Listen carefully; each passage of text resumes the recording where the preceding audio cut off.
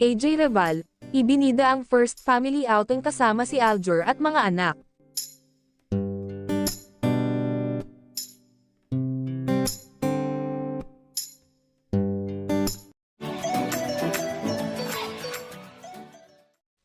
Malaya ng isa publiko ni AJ Reval ang kanyang mga anak matapos siyang umamin na may 5 anak na ito.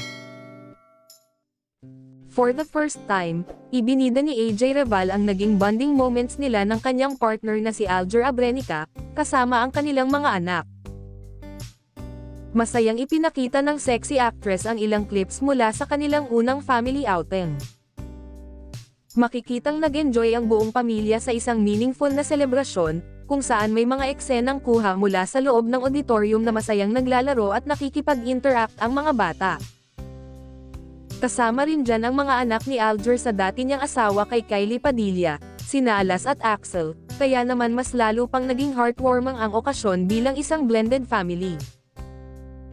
Sa caption, ipinahayag ni AJ ang kanyang damdamin at pasasalamat, "With all my heart and deepest respect, I give all the glory back to you, Lord. Thank you for every blessing, for every moment of grace, and for saving me in ways I can never fully express."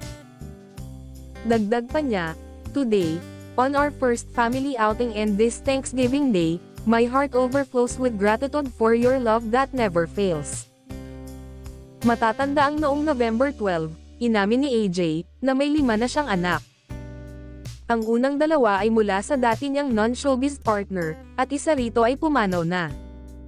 Ang 3 naman ay mula sa kasalukuyan niyang partner na si Aljur.